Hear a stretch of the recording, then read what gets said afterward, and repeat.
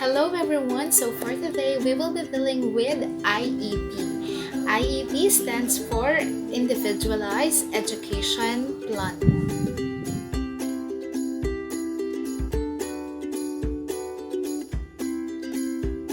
Since there is a yearly or annually meeting for the IEP, now who writes IEP? Who plans the IEP? Well, so we have this multidisciplinary team which includes the parents, caregivers, and sometimes the child's primary teacher, the child's learning support teacher, related service providers, psychologists, guidance counselor, and anyone who is related to these students with special needs.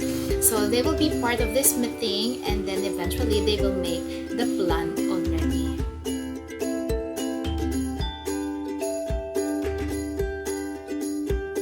Now, since we are talking about the meeting, how is the plan being made? So each professional completes evaluations in their discipline area. Typically, school psychologists determine disability which pertains with the students with special needs, and this label follows the child throughout their school life.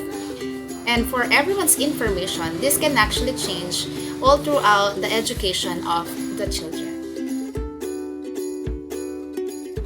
And aside from the psychologist evaluations, we also have other related services that is offered by the IEP, which are the following. So we have the occupational therapy, physical therapy, speech therapy, learning support services, and transportation services. So these are all offered by the IEP when the plan is already made or created. So starting with occupational therapies, where we include the functional assessment tools, the quick neurological screening, sensory profiles, the bold writing assessment, and observation. These are the tests that we made for the occupational therapies for the students' needs. And then followed by the physical therapies, which assess the ability for the child to function and be successful in the classroom. It as well as provide adaptive equipment such as walkers, work on balance and safety. This physical therapist is more on the physical activities that we do in or within the classrooms that we have, especially for these special education students. And the third one is the speech therapies, where various language skills are actually included, observation, the clinical evaluation of language fundamentals, and of course, it is the act of recording those speech activities of the students. A while ago, I have mentioned about the MDV or the multidisciplinary team, which annually serves a meeting. Now, an MDV meeting happens before the initial IEP. This includes all of the evaluations from the team. So we have the parents, related service providers, or any other provider that are present. Now, each discipline explains their respective information.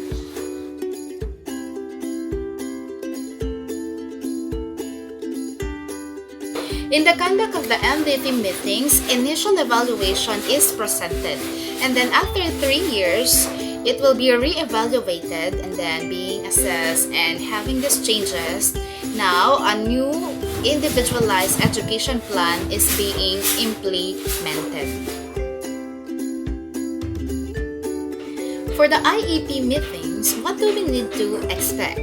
So here are the following. A large group, the theme to all discuss goals, typically run by the special education teacher, learning support teacher, speech therapist or regular education teacher. So anyone who is related with the individualized education plan or the special needs of those children attending special class, So they will be having this kind of meetings. Many present in the room, including parents and related service providers. So here are the things to remember whenever we are conducting an IEP meetings. So there. So what do we need to do before the IEP meeting? What are the reminders? What are the things that we need to prepare? So here are some of those things that we need to prepare and take a look before the IEP meeting.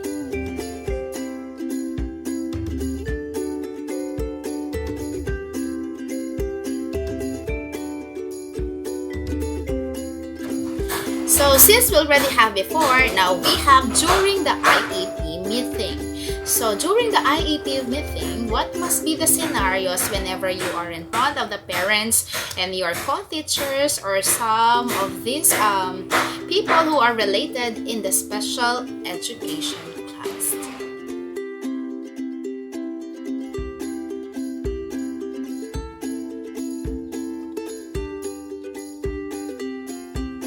Now we're done with the meetings. Now we have the after the meeting. Now what should we do after an IEP meeting? So here are the following guidelines or some protocols that we need to remember after conducting a meeting.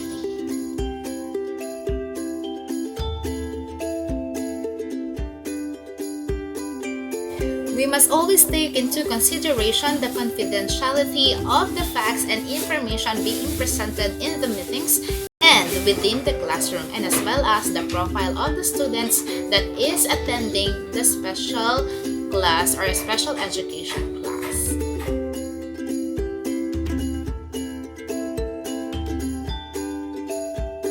And of course, for those students who are attending a special education class, we need to take considerations of their disabilities and as well as their psychological diagnosis, so that we will know what kind of classroom fits in with this child and this child and this child, and probably to communicate clearly their progress with the parents and the stakeholders. So we will know about the student success and as well as their progress reports.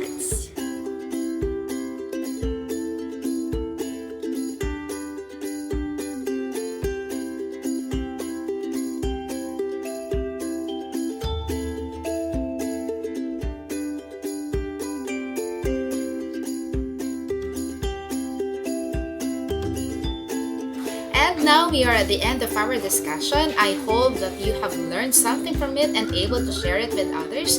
And you must always remember that whenever we are teaching and we are here because we need to touch hearts and build lives. So thank you for your time. God bless you. Stay safe.